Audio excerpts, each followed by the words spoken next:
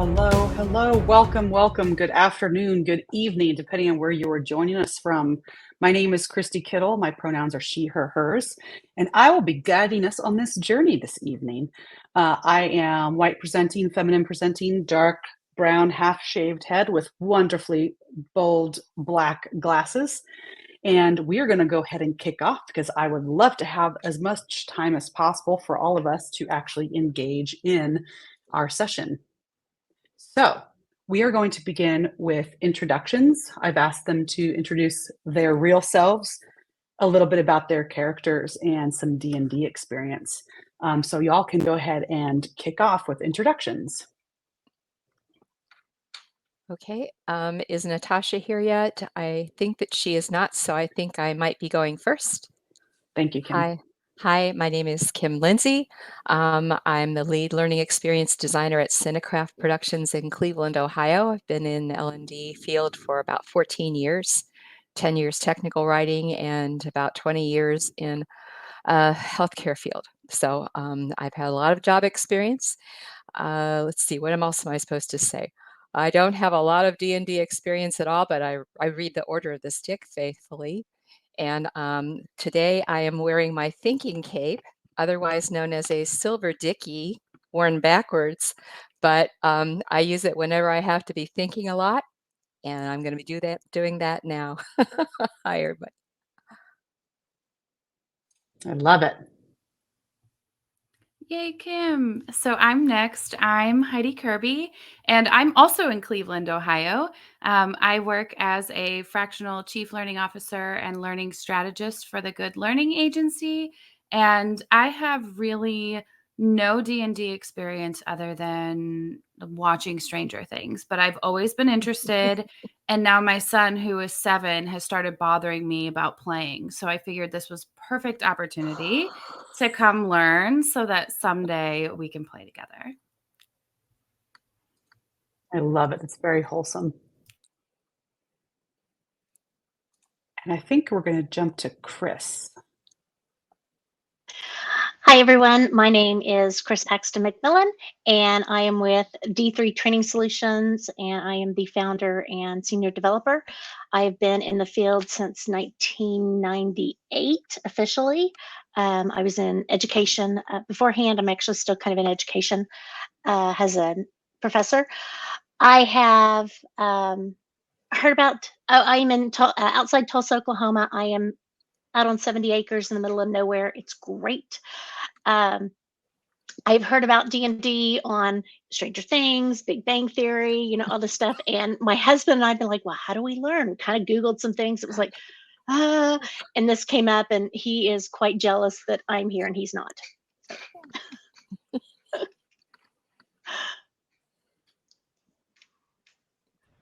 All right. Thank you, Chris. I'll take it from here. My name's Darcy. I live with my partner, Jacob, in Tampa. I work for Citibank, and I manage a team of learning designers there. I started teaching back in 2004, and I've been working in learning or something learning related ever since. My D&D experience is almost nothing. I think I played like 20 years ago or something. So this will be a learning experience. And let me think. My character is Grim. Ooh, do we know what our characters are? I will send the link if you haven't picked one. It's in the I email picked as well, one, but Kim. I didn't know if I got the one I picked. Oh yeah, you pick the one you picked is yours. Okay. We actually have a great mix. There's only one that got doubled up, and every single character got picked. So if we have a perfect party. All right, off to Jenna.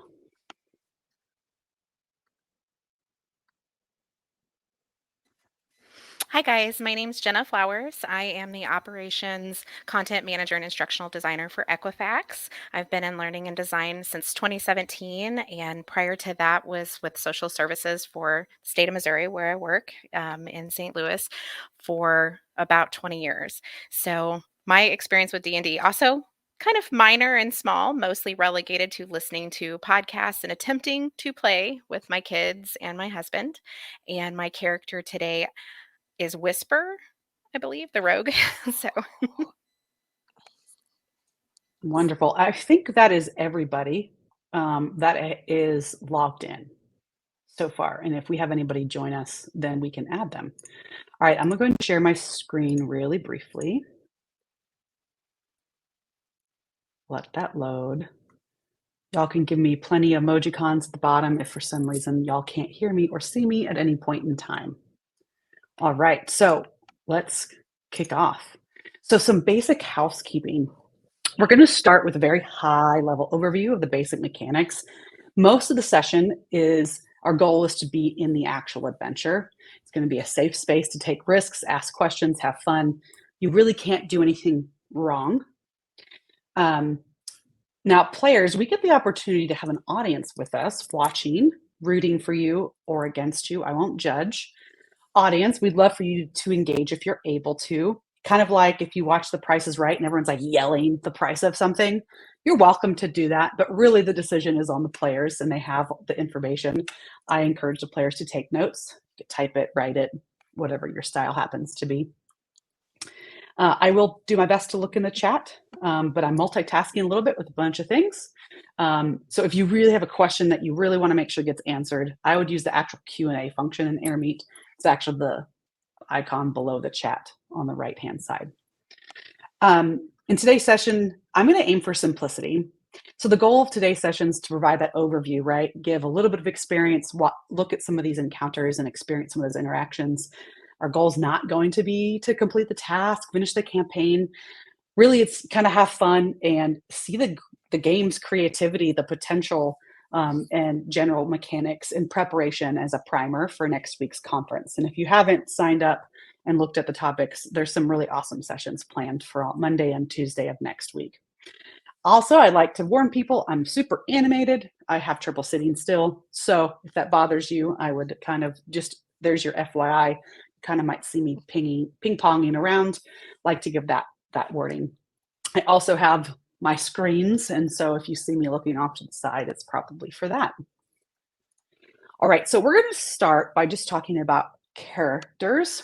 And for those of you who want to follow along and take a look at it, we do have, and I got this from Keegan, these are prefabbed character sheets. And hold on a second, there we go. These are prefabbed character sheets, and so if you happen to want to take a look at some of them, you can. So your character attributes, and it's okay if you can't read the screen, by the way, I'll be zooming in to talk about specific things.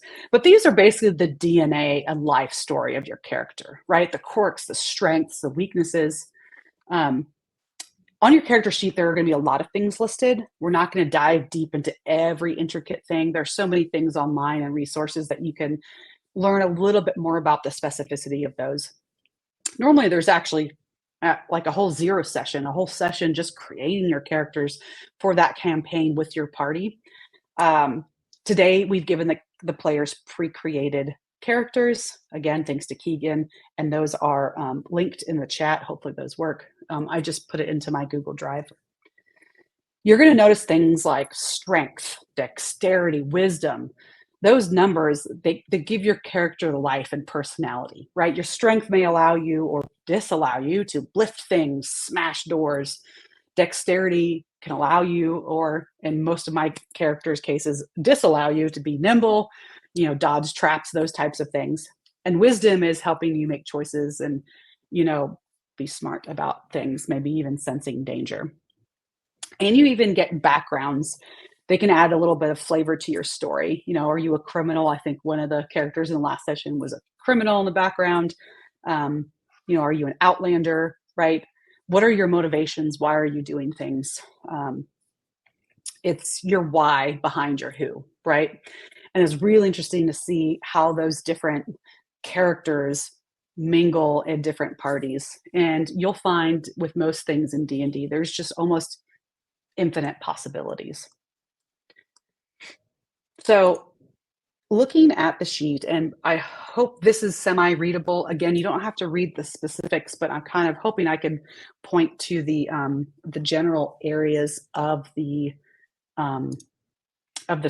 screen, and you can see it on your PDF. My apologies if it's hard to see. You can look at the ability scores area. The higher your numbers, usually just means it's the better your skill. This character that I'm that's on the screen right now is a dwarf fighter. Strength and constitution are some of the higher ones. Dexterity, intelligence, charisma. We're not going to roll for any of these. DMs do it differently. My current campaign, we rolled dice, which we'll talk about, to determine where these skills are. And then depending on your class and all those things can change it. Those are the complexities that I'm not going to talk about today, but know that there's a whole world behind creating these and all the complications and what your characters can do, what languages they can speak. People can really geek out in a beautiful way. And then I would also take a peek at your weapons and your equipment that you're carrying. So if we get into a combat and this person is playing this dwarf, you might try to shoot a crossbow or maybe even try to hurt someone with a battle axe. Some people might have spells and things to be able to help, to heal, or to hurt someone. So the bottom half, that prefabbed character sheet, that's where that personality can come into the background. Knight, you're a part of a proud order of knights, pledged to defend your homeland. This is the why and the how, the motivation. The personality, proficiencies in language. Again, we're not going to spend a lot of time on this. We didn't have a lot of time to prep. If all the players had this and got to study their characters, I think it'd be a different story. It's really okay today if you don't stick to this. But as you can imagine, there's a whole world around building these characters and what would all entail. So now we talked about characters, let's talk about role playing. And then we're going to quickly jump into actually engaging with the adventure. So in D&D, role play can come in various forms. So there's in-character role play where you act as the character, right? Engage in conversations, make choices as they would. This can include like a negotiation with a non-player character or an NPC, if you've heard of that, solving puzzles, deciding how your character responds to things. Then there's also the out-of-character role play, which is when you, all the humans in this call, the player, discusses strategies, plan actions, and you coordinate with your party. There's going to be a lot of that today as we navigate just kind of the nuances and how we play this game. So during the gameplay, you can participate in encounters, right? So it could be a structured event like a combat, a skill check.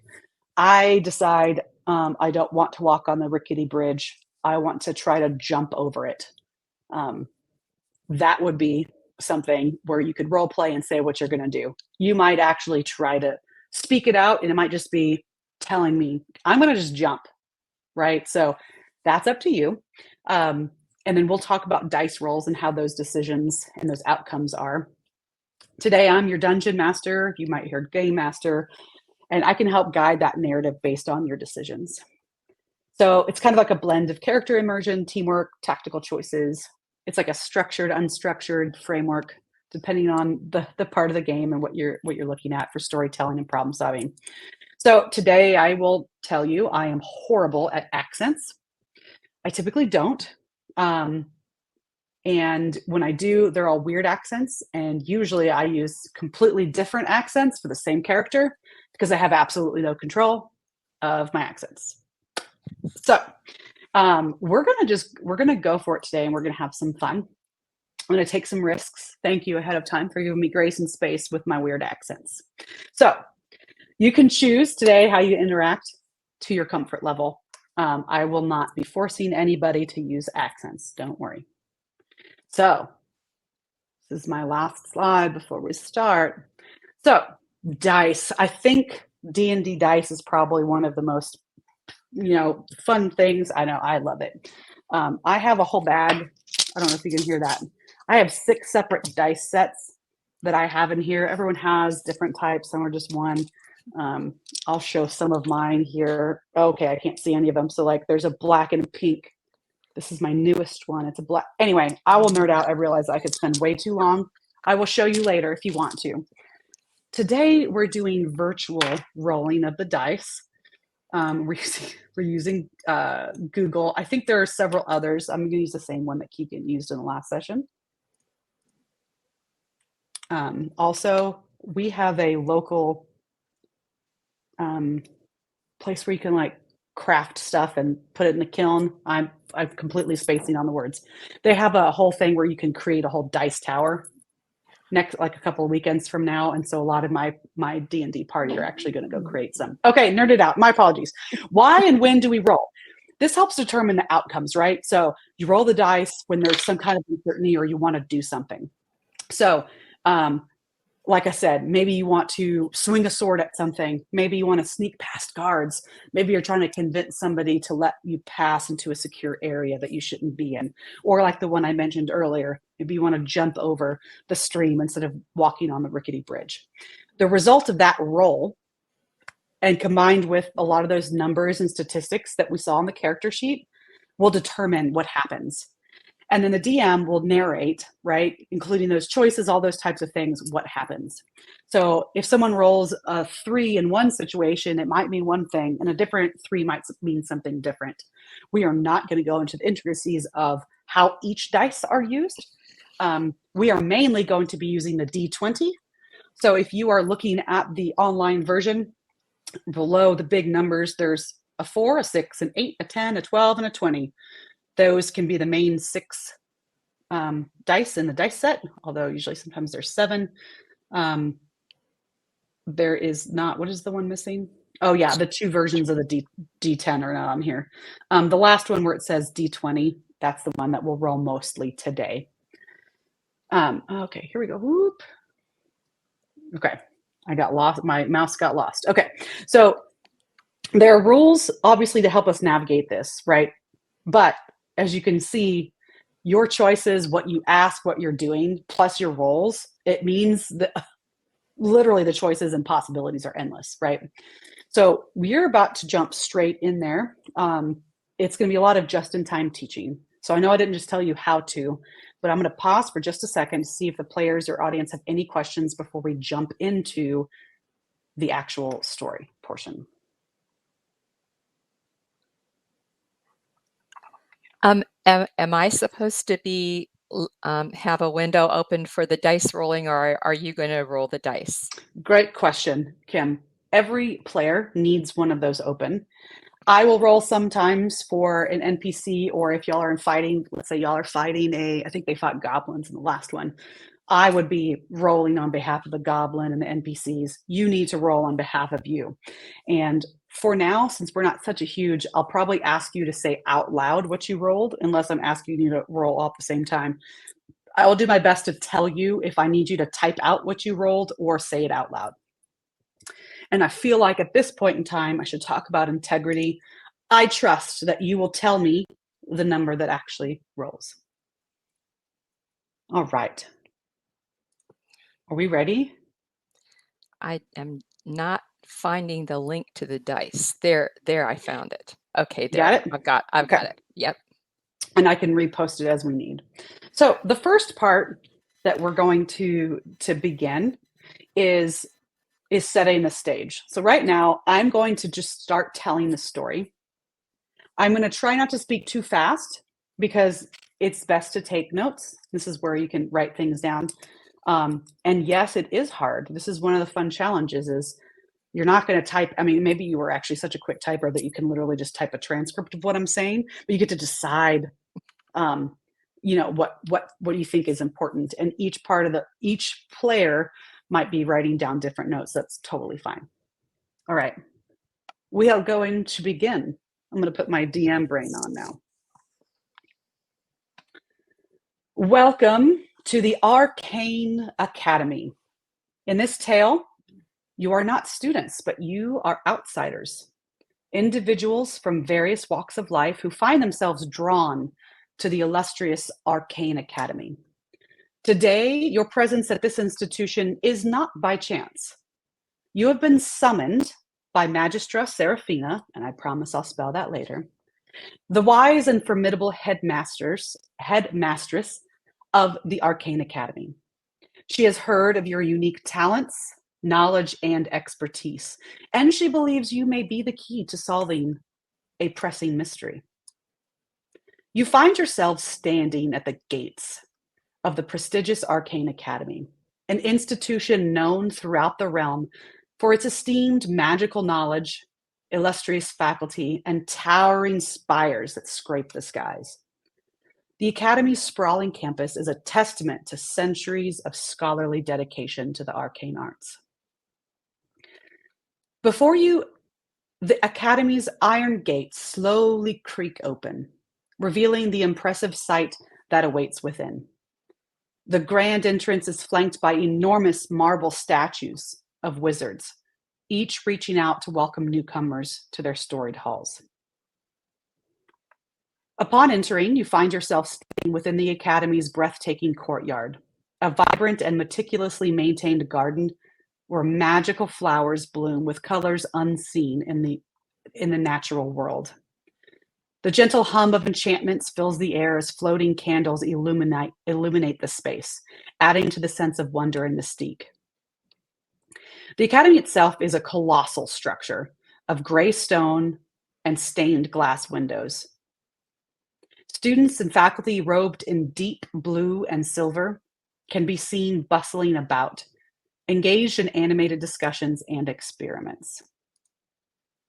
In the heart of the courtyard, you notice a grand marble statue of the Academy's founder, Archmage Eldrion. In his hand, he holds a magnificent book. This book is unlike any you've ever seen. It radiates with an otherworldly glow, and it's adorned with ornate runes that seem to shift and shimmer. Among the faculty and students bustling about, Magistra Serafina approaches you. Her authoritative demeanor and aura of wisdom are immediately evident. With a subtle nod, she gestures for you to follow her into the Academy's grand library, home to countless volumes of magical knowledge. As the massive library doors swing shut behind you, you find yourselves enveloped by the scent of old tomes, the soft glow of ancient spell books, and the silent promise of untold arcane secrets. Magistra Serafina's voice breaks the silence as she addresses you. And when I say you, the whole party is together. I've called upon you because the Academy faces a grave predicament. Our most treasured and powerful spellbook, an artifact that has protected this institution for generations, has vanished. Its disappearance has left our hallowed halls vulnerable to unknown threats. Throughout the ages, our Academy has safeguarded a powerful and ancient spellbook, an artifact passed down from generation to generation, known as the Tome of Eldrion. This spellbook is said to contain knowledge that can reshape the course of history and influence the very nature of magic. Its protection is crucial, for it's not only a treasure but a guardian of the Academy itself, a source of wisdom, and a key to unlocking the potential of magic in the world. We need you to find it and return it to its rightful place.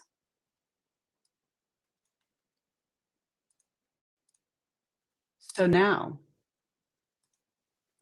we begin. Hopefully we can see each other now. All righty. Now I'm going to go meta every once in a while and step out of DM hat and put on the Christie hat. So now I set the scene. We're 25 minutes in, so we've got plenty of time to start going. Any questions, any comments on what really stood out to you as a player when I set up that set the scene for this?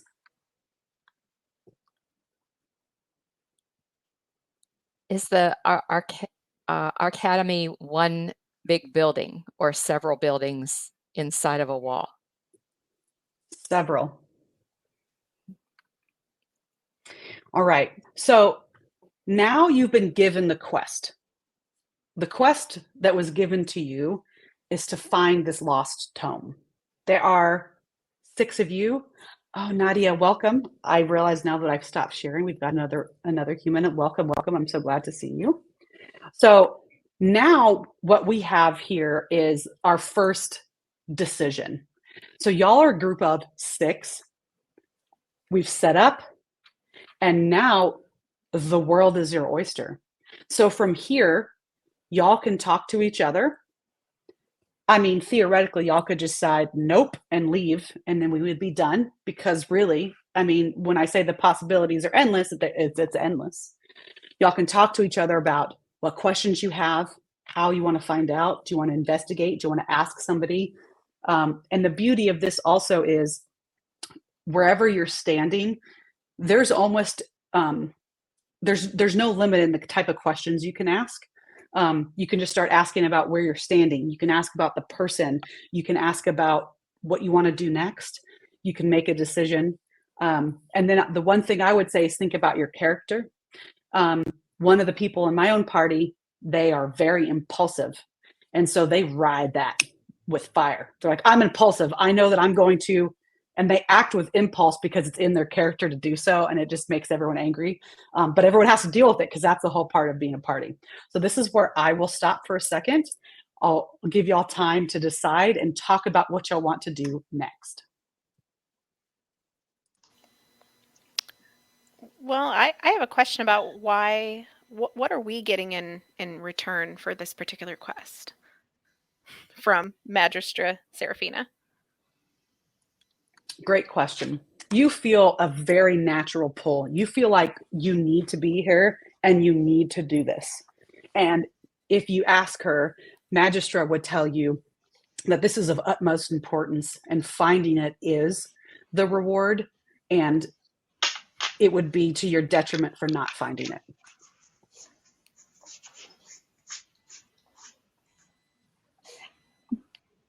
Did I miss? Do we know where it was last seen?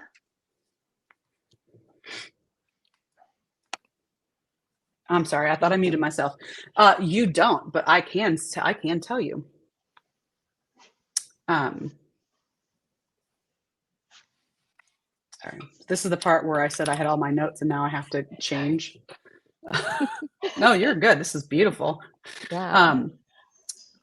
And I'm thinking, like other, magical places, it's not as if there's cameras around because electricity doesn't work, maybe? Or you can maybe ask, but Harry Potter. Okay. I mean, you could ask it, but yes. So only a select few individuals have access to it, which is mainly the senior members, including the person you're talking to, Magistra Serafina, and the archivist. And it was kept under strict guard there, and that was the last place it was seen. Okay. So in the archive.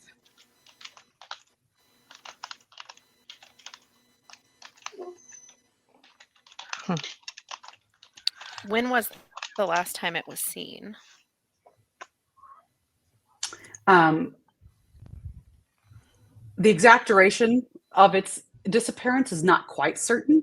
It was first noticed a few days ago, and that's when you were called to Arcane Academy. Who reported it missing?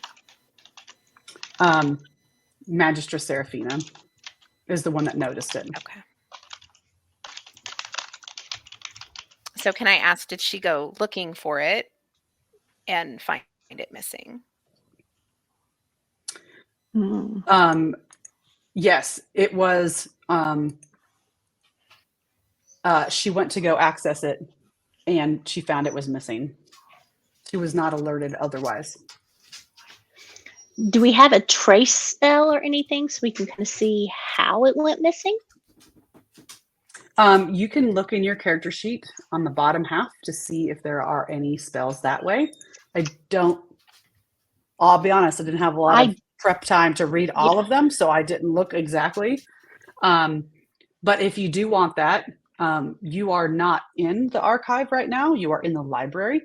Okay. And so if you want to do that, you would probably need to be closer to where it was last seen. Yeah. Okay. What do you think, crew? Should we just make our way to the archive? I think so. I think so. I think so. I think we should ask old Serafina to show us the archives. Exactly. Okay. Let's go. or scroll into the chat. Okay.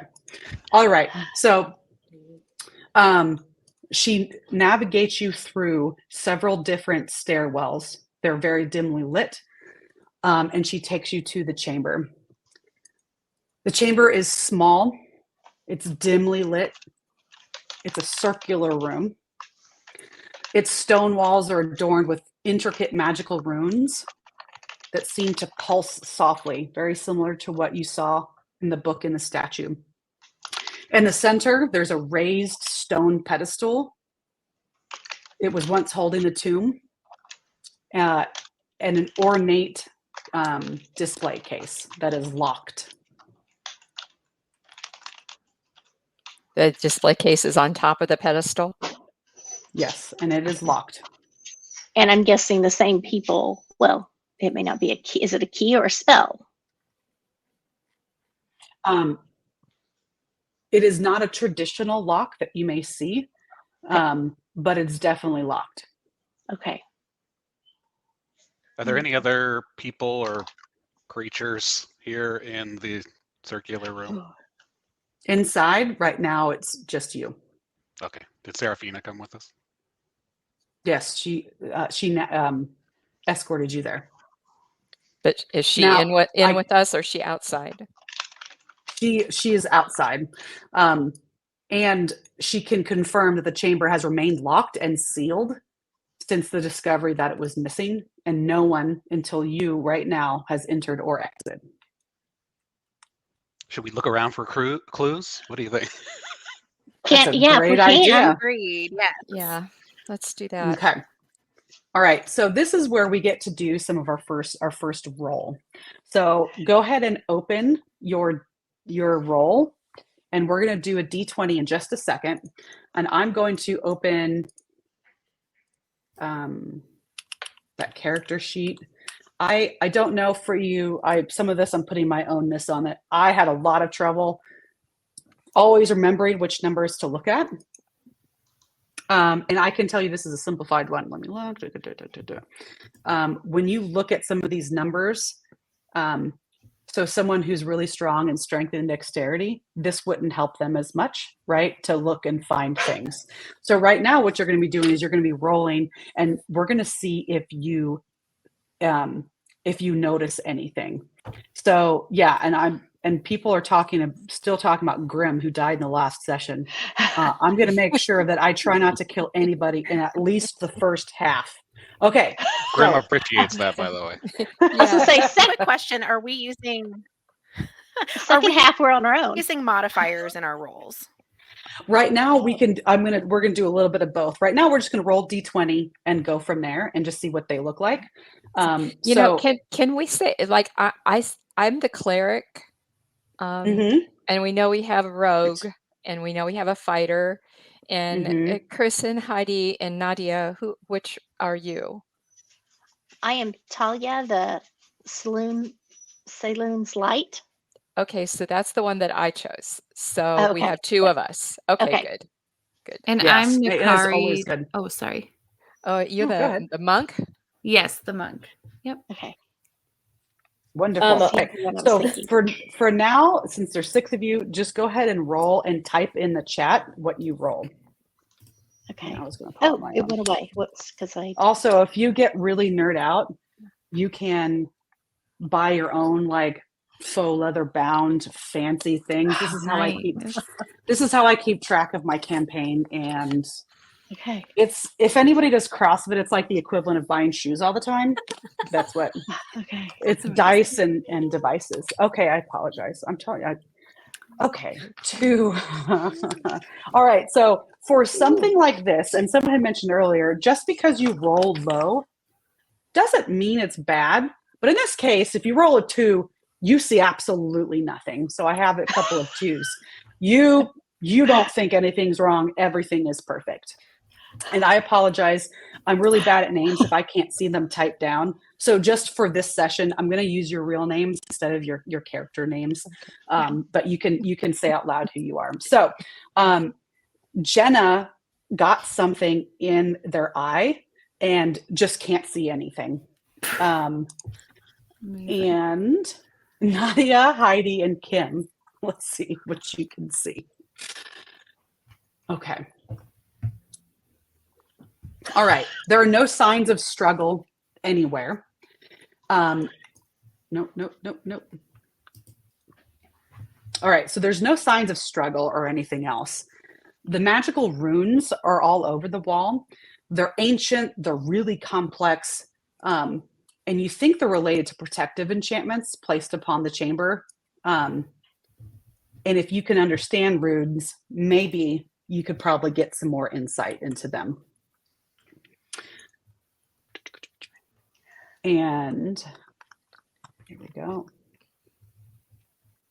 Sorry, the scrolling of this. All right, so the highest was a 14, right? Okay. All right.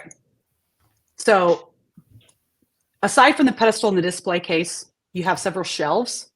They have ancient tombs and artifacts on them, but nothing seems disturbed and nothing else seems missing. Can anyone amongst us read runes? Let's take a look. So on the second half of your document, can tell you if you have that ability. And I don't remember if any of these do. I was actually surprised that we were spread out so much. I love it. I cannot. Nor I can think I can. No. Does anybody have who's magical? We have some magical folks here. Mm-hmm. So who's Erelon, the wizard? Do we have the wizard? Nadia, is that what you said? You're a Erelon, wizard? okay. Yes. Yes. Nadia. And rolled the 1. Okay. Oh, so no. you know, But she rolled a that's- 14. Erelon is I. Oh, Erelon is I. Thank you. Sorry, I thought it was saying 1. I was like, oh In my gosh, character. we have 2 1s. That's horrible. Okay, Erelon is I. That's perfect. So because this is a magical place, you probably want to rely on someone like Erelon to be able to sense magic. So especially if y'all are not as in tune with a magic piece, we could do that. And if you want, we can have Erelon roll again explicitly to look for magic. Is that what y'all would like to do? I would like that. Yes. Let's do Yes. it. I've got a lot of checks. Let's ask Nadia if that's what they're willing to do. Yep. Okay.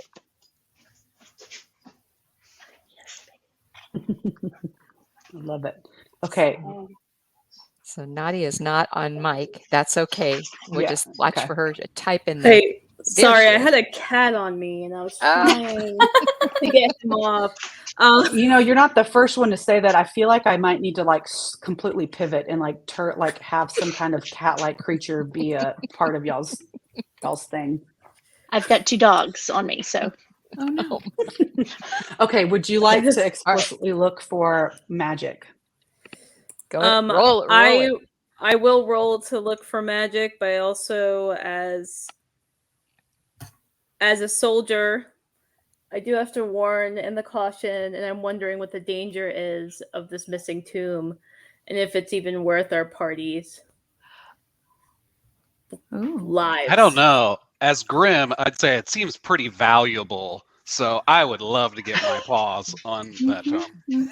So It's like, if you ask the headmistress, she tells you that all of the academy's magical protections are tied to that tome, and without it for too long, the academy could be completely vulnerable to unknown threats. So it could be dire consequences, but doesn't really say any specifics about what that could be.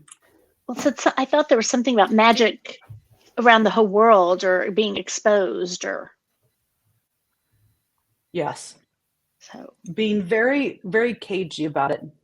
Didn't tell you specifics, but told you that it is going to be real bad. Is what they tell you. Who attends the academy? Did we know that information? Yeah. So the academy is known for magical innovation, pushing the boundaries. It has the best of the magical realm. So children or adults, like college? I mean, it would be older. It's not aligned Okay. with our world. Okay, But so yes, older research. the biggest Okay. analogy would be college. Yes. Okay.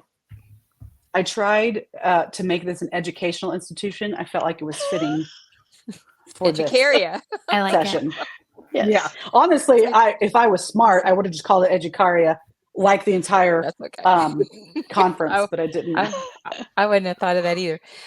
Is it the display case that's on the pedestal, is it pervious to magic or is it impervious to magic?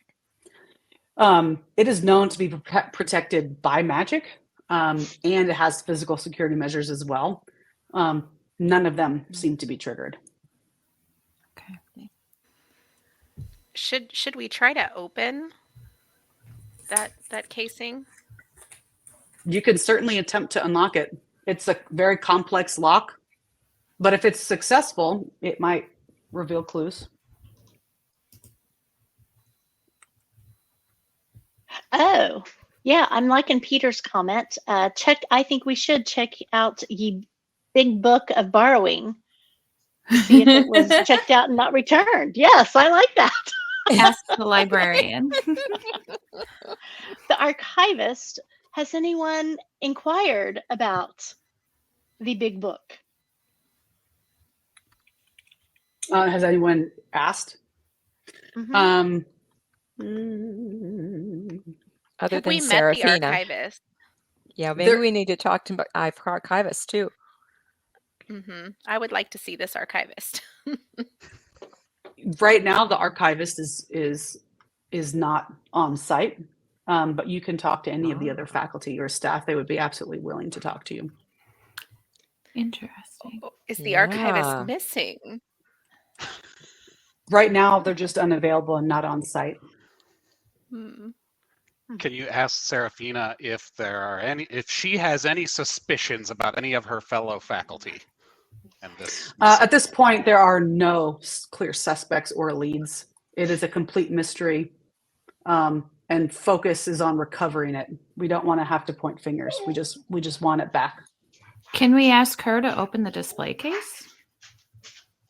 I am unable to. It is too magically. Even I, as the headmistress, doesn't have the ability to unlock such an important tome. Is there anyone in the faculty that does have that ability? You'll have to wait for the archivist, but archivist is not available right now. So is Nadia, When is the archivist due back? or is our Maybe we could wizard, get lunch. Let me check the Outlook I've out of got an hour. office. is our wizard Anybody check their comfortable calendar? in looking? I mean, did we bypass that? Yeah, Nadia, do you want to roll? Yeah, Oh, absolutely. for the magic piece. Yeah. Yeah. Okay, so let me roll. I rolled a 5. And with so for this one, yeah, even with your modifier. Okay. You don't see anything. No, you don't see any auras, no traces. It's like it just vanished without a trace. Do you guys want to check out all these creepy stairs? Absolutely. Absolutely. Well, before we leave the room, should we do a check of the room we're in where the book was at to see if there's any hidden passages or any stones that look like we could press them and they'd flip over? I don't know. I was looking. You want to look for at, secret passages? Yes. I was looking at I would like to look for some secret passages. I was looking at the spells that the cleric can cast, and one of them is light. And would that Yeah. be, possibly to cast that either Chris or I? It's maybe that something, we'll look around, and if we don't see anything, then we can have more light. Would that be beneficial? That could be beneficial depending on how you roll. Absolutely. And I'm going to go a little bit more meta. It is 45 after. We have 30 minutes. So we have done some investigation. We've looked around. by the looks of some of your faces, you're not exactly happy that I keep hiding the archivist from you. So we've done some of those pieces. Now, one of the things that this is my personality, is the most fun is a combat. So I'm going to let y'all vote now. Do we want to continue? We can keep investigating, or I can force our hand and get into a combat. And I have ways to do that regardless of how you choose. But I wanted to see what y'all are interested in. Oh yeah, let's get into combat. I agree. Because we need to experience that. We do. Let's do it. But, Okay. Fair but point. Grim's not Fair going to point. die. Yeah. Fair point. Sure, Let's let's slap do this it. archivist around a little bit. Exactly. They know something. Yes. All right. Okay. So who wanted to look for the hidden compartment? Was there someone that wanted to look? I don't remember who said that in my apologies. In this Jen- room? Yeah, in this room. I think it was Jenna. I would kind of Jenna. like to check and see if Yeah. there's any secret passageways that someone may have gotten Okay. in and out of in this way. Perfect. So Kim can cast a light and Jenna can look for a secret, and we'll kill two birds with one stone. Kim, remind me who you are. Are you I am the Taylor, cleric? the cleric, yeah. Okay. So you're going to cast the light, right? And Yep. so it's a cantrip. So you can cast that light, and then Jenna, go ahead and roll a 20 and let us know what you get. And don't Okay, roll really low. So I'm Mhm. supposed to roll 2? Or No, do I? you don't need No. to roll. So Okay. that's the beauty of some of these where you don't have to Okay. do that every single time. Yeah.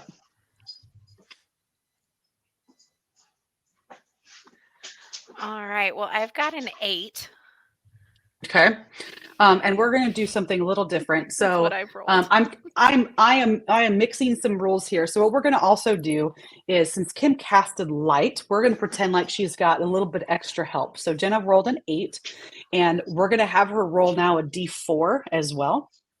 So go ahead and roll a D4 and tell us what that is, and we're going to add the two together. So sometimes when you do a spell, I can tell you one of the ones that we used a lot last night is guidance. And every time we're trying to do something, someone gives us an extra dice to help us get a little bit more points. Nice. Is the D4 just to be just curious, the triangle with the 4? Yes. D's Right, for I dice. Yes. Okay, just making sure. Yes, D4, D6, D8. Dice. Did you get it? Okay. What'd you get? And this is So how well I can show you. Jenna's rolling Do you her want me to roll? D4. Yes. Yes. The D4. Okay, I got a 3. Woohoo! All right, so that would be an 11 total. So let me see if I can. So this was one of the hardest ones to understand when you're in real life.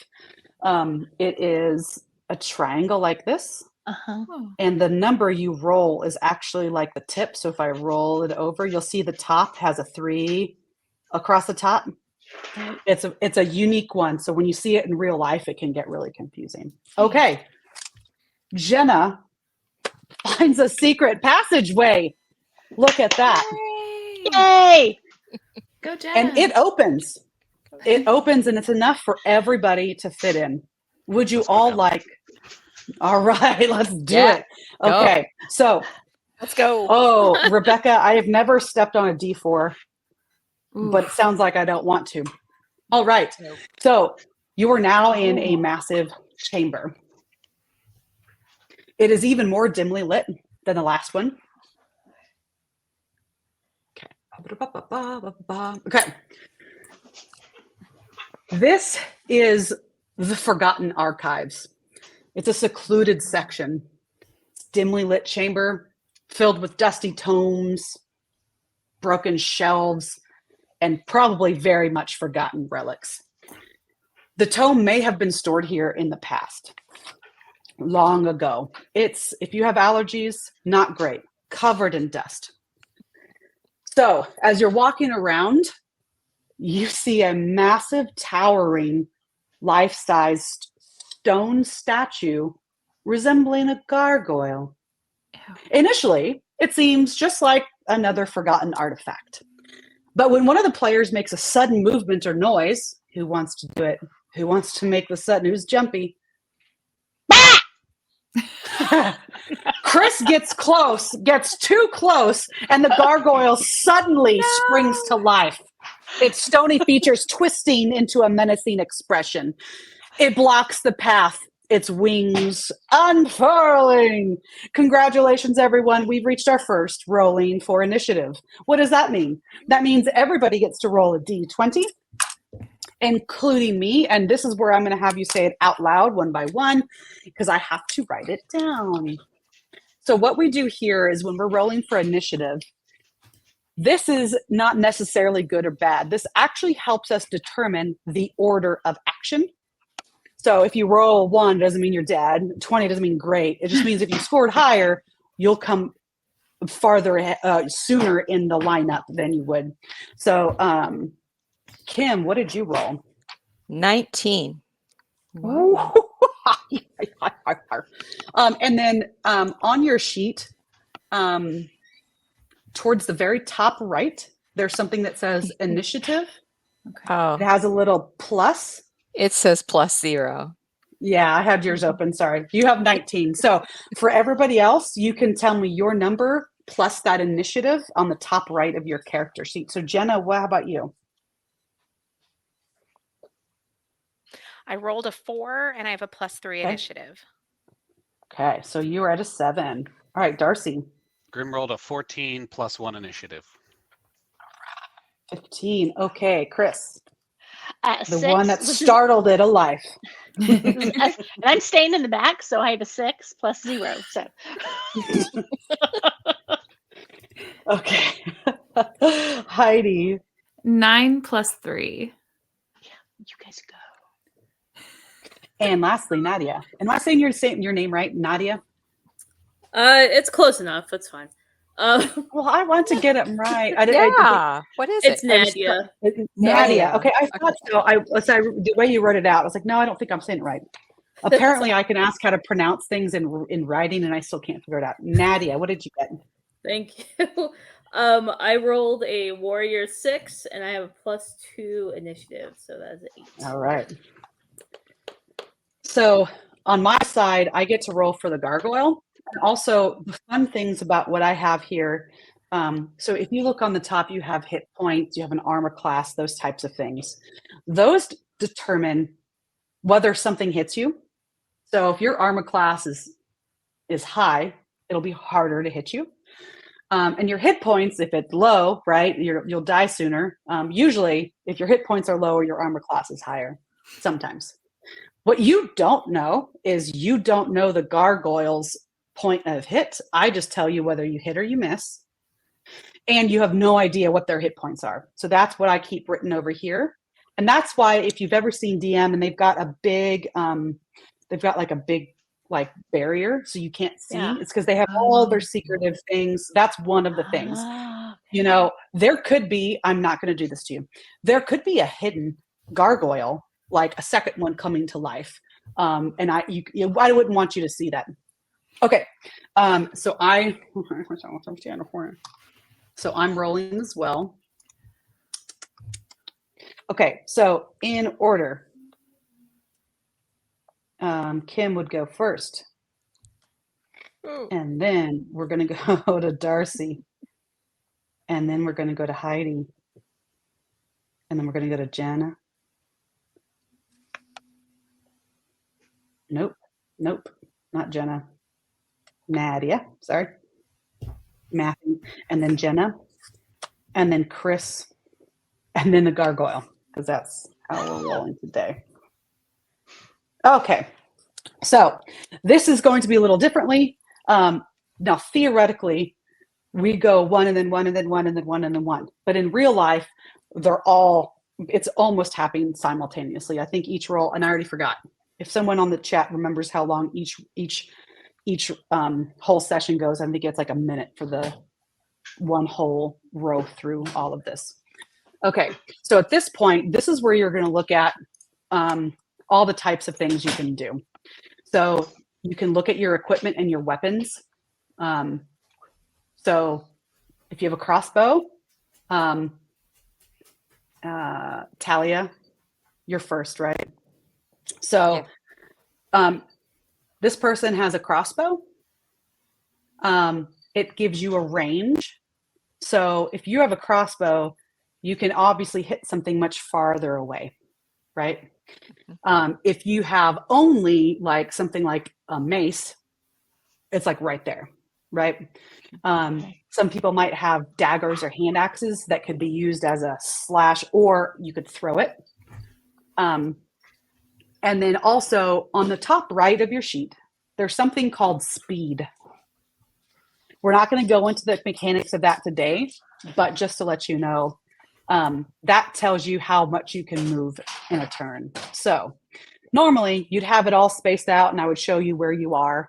And then you could see whether you could hit that gargoyle or not, right? Like, oh, you were way back there by the door because you were scared of the dark.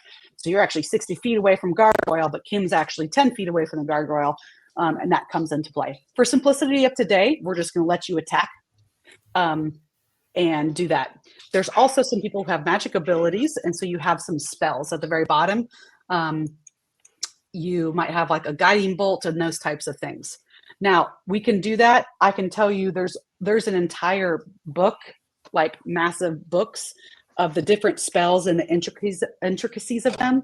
And once again, for today's simplicity, because each of these I don't have memorized, I have to look them up. I'm just going to go with the vibe of like what it looks like because I want us to all get through our turns. Does that make sense? Any questions there? Okay, so Kim, you are up first. So the question is, what would you like to do? Okay. I am looking up.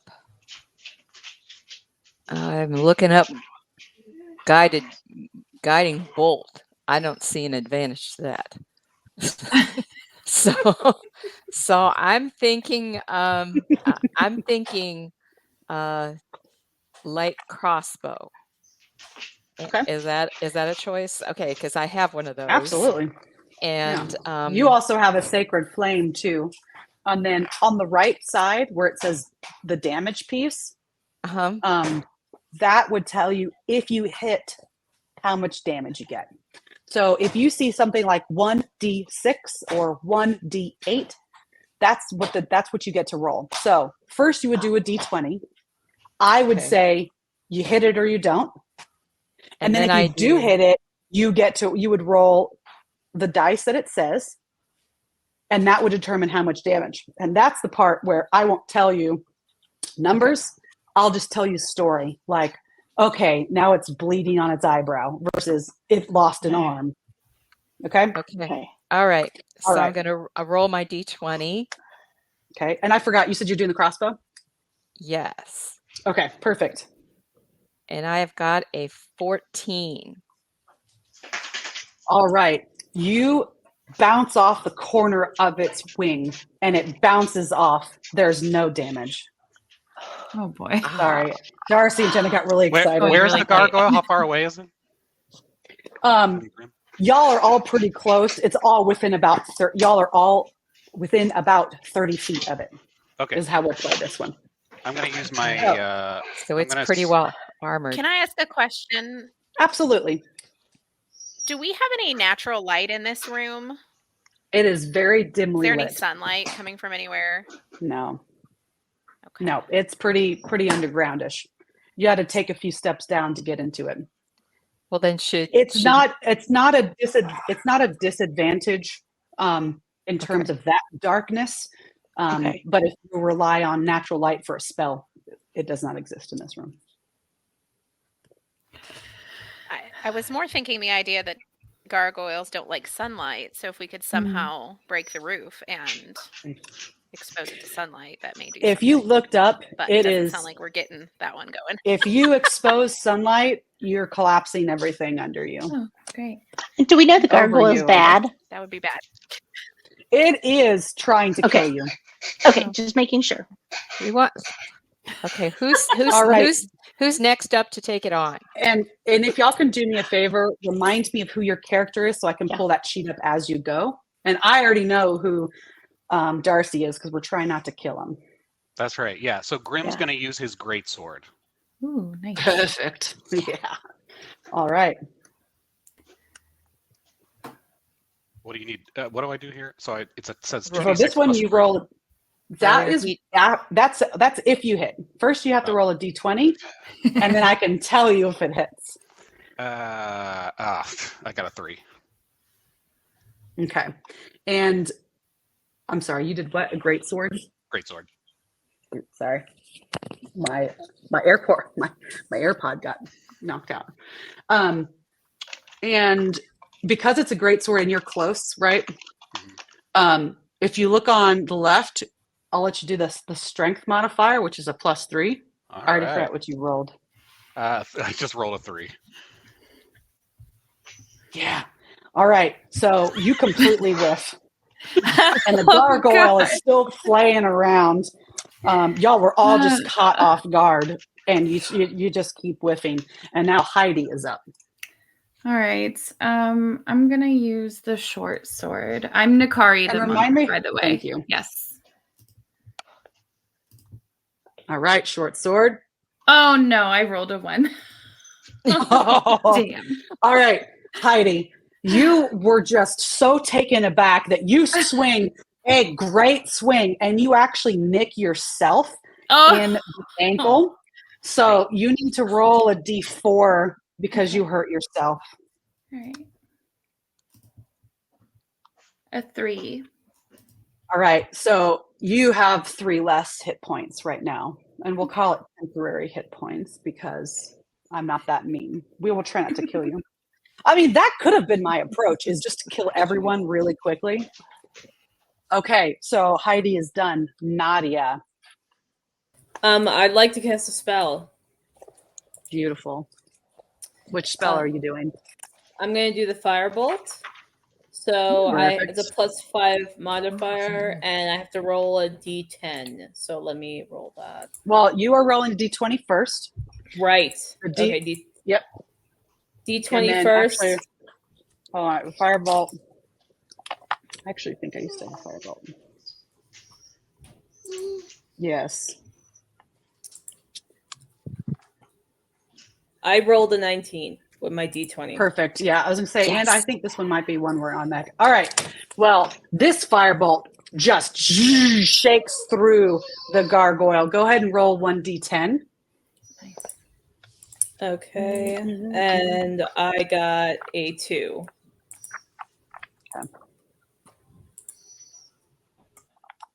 Okay. Who has the baby that's crying? The puppy. It's doggies.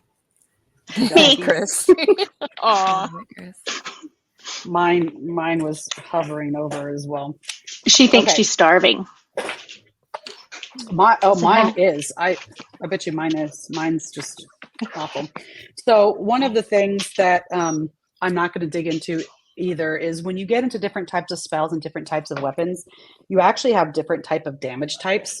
So fire, for instance, have like a different type of damage, and I'm not going to get into that. So we're going to go ahead and say first hit of the round, and because we're running short on time, let's go it. And it is Jenna next. What are we doing? I have a question. I'd like to use my short bow, but can I launch something other than an arrow? It says I've got some torches. Can I try to send a torch over? And which one are you? Are you Bryn? Oh, you're Whisper. I'm Whisper. Yeah. Okay. Because it's today and we're learning things, I say we could do whatever we want. I'll allow you to short bow your but if you do it, yeah, let's do it. Yes, you can. All right, cool. Let's do it. Jenna, be careful. Right, you might set yourself on fire. Just from experience. Hey, just don't roll on that one. High risk, high reward. All right, Jenna, show us what you got. Roll a d20. All right. I've got a 14. Okay. And because you have, because you used a very, very cool fire thing, go ahead and roll a d4 for extra Love. Also, because I want y'all to try to do some damage to this gargoyle before we end our session. Go ahead and roll a d4.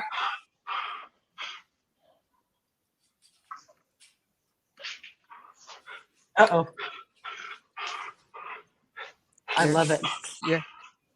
Jenna, did you roll a d4? Yeah, her internet is going in and out. Do you want to type it in the chat, Jenna? Yeah, because I didn't hear. We can't hear you, Jenna.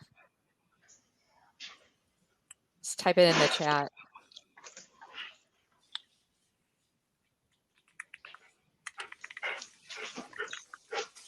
I think I can hear her typing now.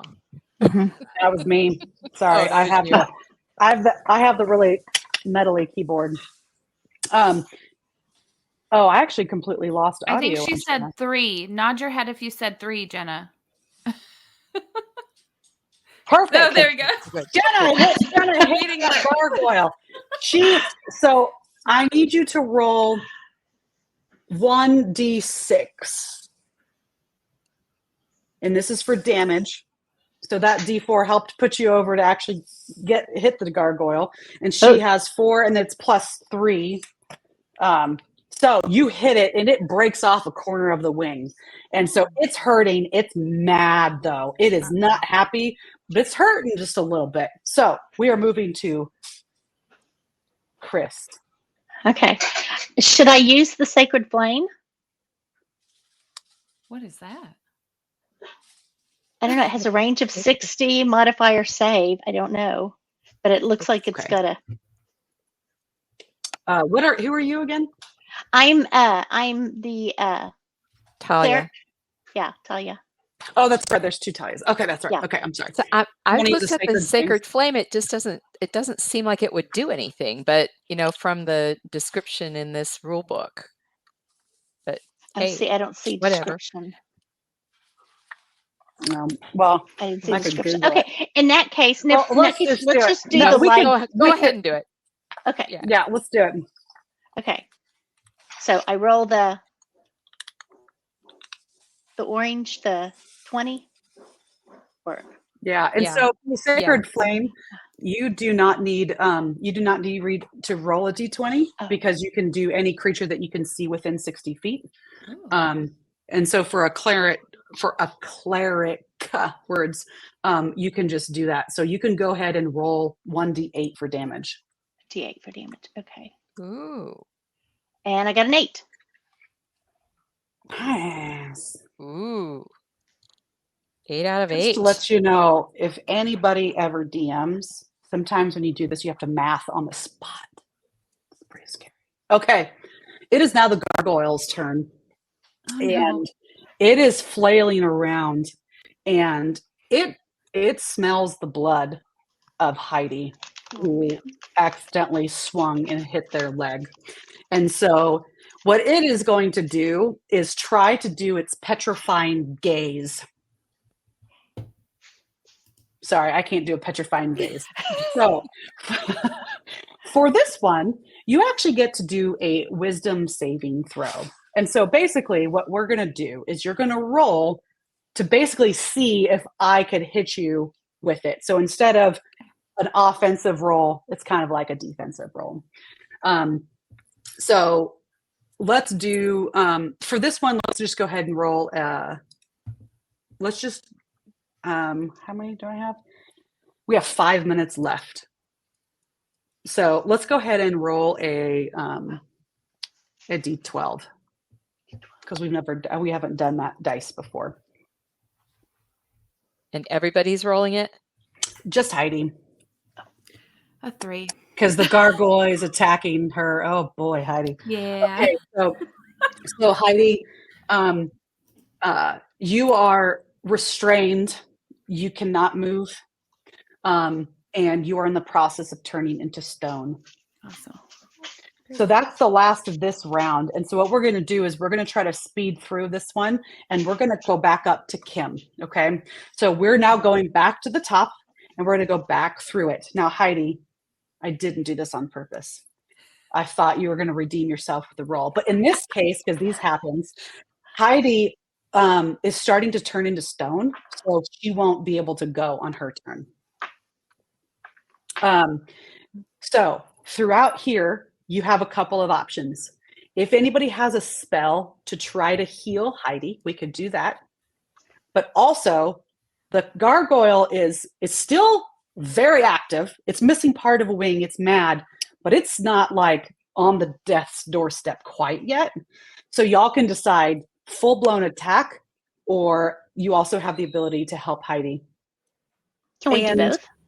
Go. So if you have a bonus, yes.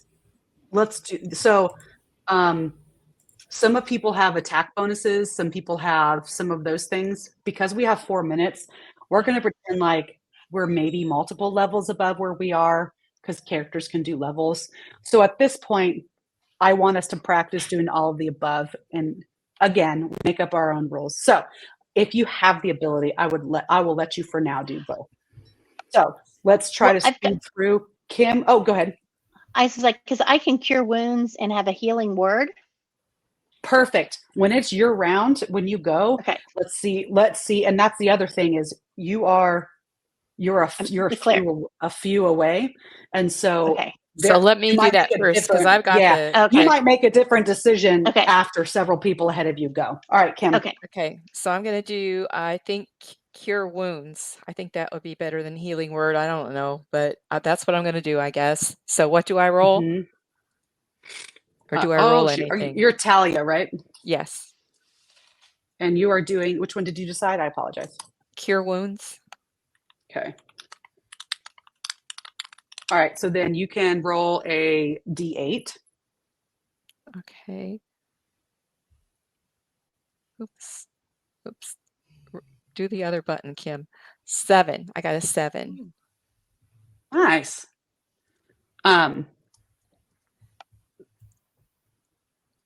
Let's do this. You've magically healed Heidi enough for her to be conscious.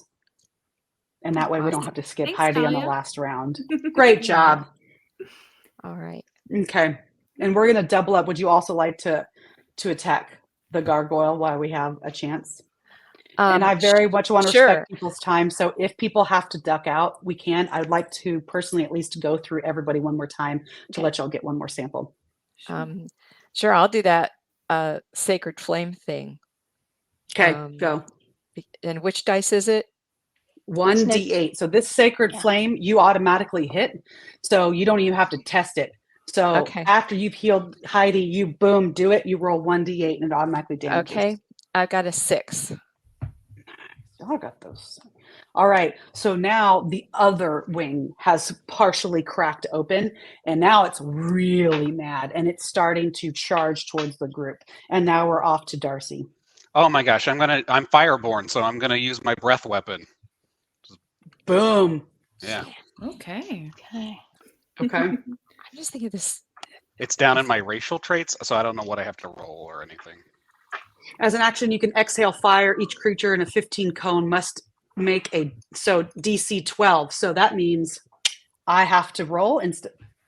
I just got knocked on the shoulder by a fake sword. If y'all saw anything come in there, it scared the bejesus out of me. Okay.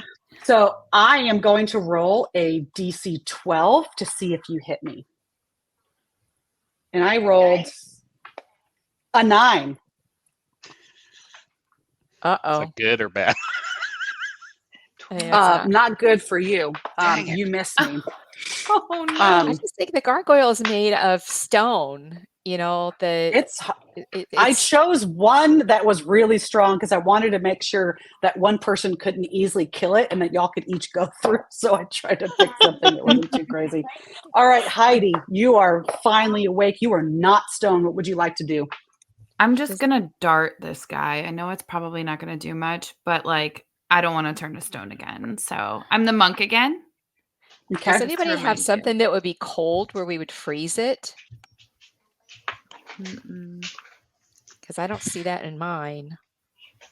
Okay, I didn't mean to butt in there, but I thought no, you're good. Yeah. No, I have Ray of Frost. I have a torch. Okay, so you're gonna throw a dart. Oh, I'm sorry. Yeah. No, yeah, you're right. I'm gonna throw a dart. Okay, and so you're at least from a distance. So go ahead and do D20. Okay. 5. I've got to go, Um, you guys. Thank you, Chris. Okay. Oh, Bye, bye, Chris. Shabbat Chris. Thank shalom. you. Have a good one. Thanks. Bye. So this is where I'm going to let you roll a d4. I think does anybody have guidance in their spell piece? Yeah, I do. So we're going to pretend like Kim is casting guidance. All you have to do is say it out loud. You don't have to do it in real life. So she's getting guidance, and Heidi can roll a d4 to add to her number. And I already forgot what her number was. My original number was 5, and my D4 is a 3. You rolled a 10 first, and then you got a 3. Great. Oh no, you still wouldn't hit. Okay, so your dart looks really pretty, but you're still a little bit loopy, almost like you're coming out of surgery, and unfortunately you miss. Sorry. Nadia, would you like to go? And then I think the gargoyle will go, and then we'll stop. So I did have a question, so I know we're past time, but I have a sleep spell. Would a sleep spell work on a gargoyle? Ooh. Yeah. So what's you have a sleep? Are you your Erlon, right? Or it's sleep, or maybe that just means me. Does that mean I can sleep? No. See, yeah, you have. Are you talking about the spell cat? I'm sorry. Are you talking about first arcane level recovery? spell? First level spell. Okay, so does that mean I didn't prepare it before we started, so I can't use it, right? Which one? Where? I'm sorry. It's at the very bottom of the spells. Oh, I'm sorry. I'm way in the wrong spot. My apologies. You could do first level. We're not going to count. You could do it, but the whole point is that like cantrip, like if you do guidance, you can just guidance. But these types of spells, you can't unlimitedly use them. Unlimitedly is now a word, by the way. So yeah, we could do that. And Chris is gone. So yeah, if you'd like to, you can. Yeah, I'd like to try that. Okay. And I think. Did Jenna go in this round? Oh, did I skip you, Jenna? Oh no, you're after this. Yeah. Okay. So go ahead and roll. So sleep, first level enchantment. Creatures within 20 feet of a point you choose within range. The spell sends creatures into a magical slumber. You roll 5d8. The total is how many hit points of creatures this spell can affect. So go ahead and on your dice, on your magical dice, you can hit that plus minus symbol on the right. No, that's not the right one. I don't know how to roll 5 at the same time. So go ahead and just roll 1d20 and we'll go from there because I want Jenna to go. Okay. But you can see these types of spells can get really, really complicated. And even people that have done D&D for a while, unless they know that spell well, it's always like looking into it to see who they can do, and then whether they allow it and then whether the DM would allow it in that specific scenario. And so it can get really complicated. Sure. So do you mean you don't know how to roll multiple die on the Google Dice? You just keep clicking it. So okay. Yeah, if you click so if you click it, cool. And the more so you do click 5 d8s. If you can do 5 d8s, then 4, 5. I rolled a collective 28. Okay. Alrighty. So we're going to let Jenna go. The gargoyle is not asleep because it's massive, but it is definitely slowing down. It's slowing down and it's starting to teeter. Okay, and so I made it kind of Jenna, hit it home. Sleepy. Yes. Drowsy. The sleepy time tea spell. Okay. Oh, right, Jenna, we Jenna, still can't take us hear home. you. Oh man, I don't know what happened. All of a sudden we couldn't hear your we can't hear your audio. I think her Wi-Fi, she's having trouble with her Wi-Fi. Yeah, well, I think that symbol's been there for a while. Jenna, do you want to type what you want to do? I'm sorry. I wish I could fix the techie things.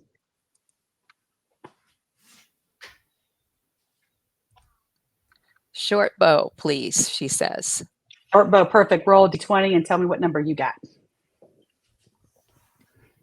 And then, let's see, open her.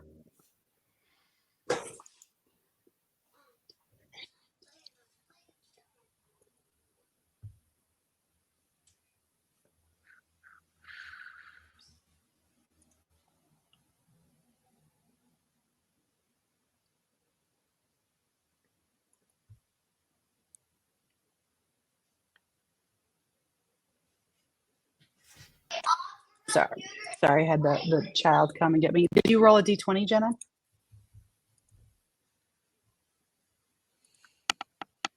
And I'm sorry, we still can't hear you.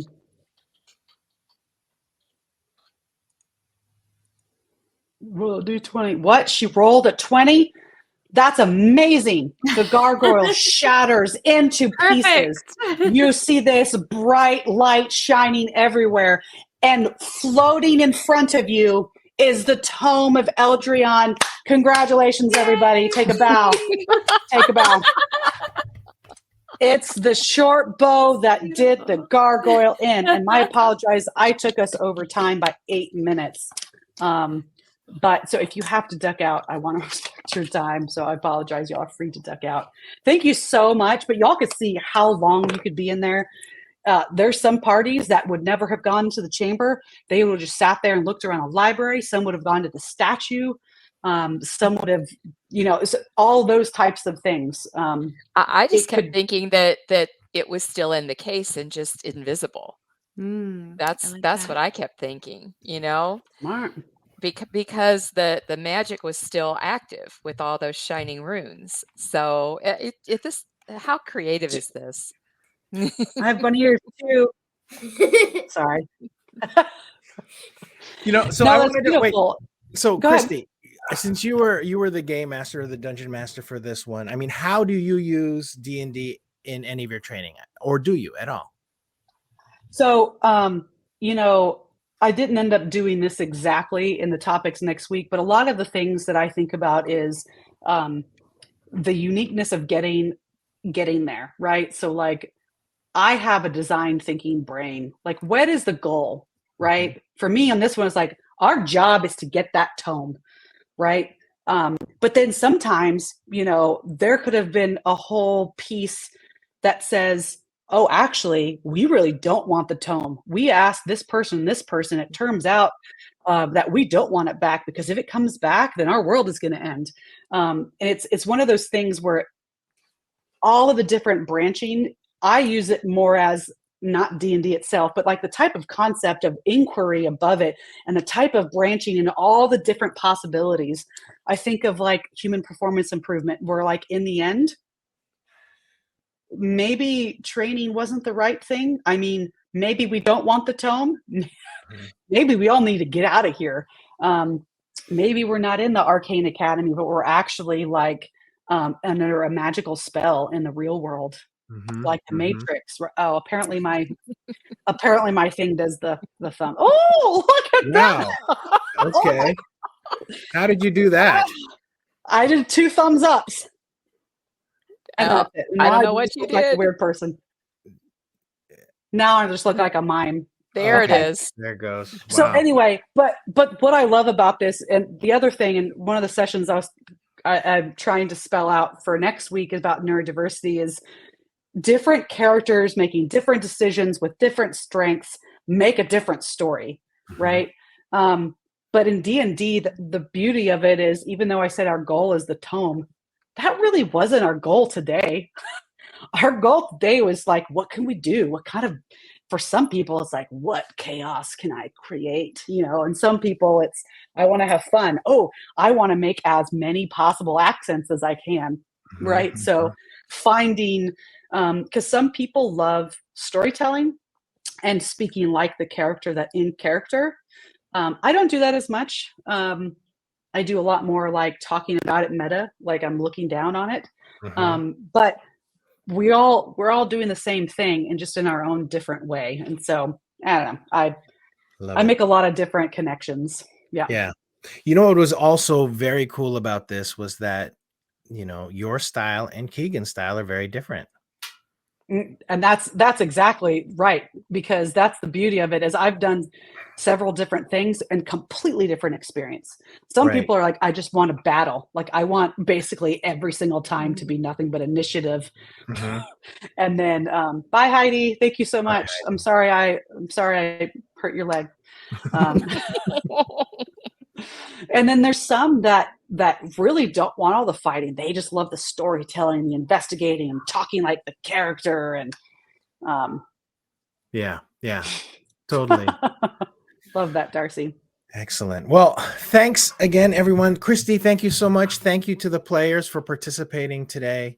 There is so much that is going into this event next week on Monday and Tuesday, and I really hope that you all will come back and enjoy what we have in store for you in the land of Educaria, because I think that Monday and Tuesday are going to be really, really fun. Very, very different. And I know I was just in Las Vegas the last couple of days at Devler, and I got multiple comments from people going, what the heck are you doing? Dungeons and Dragons, really?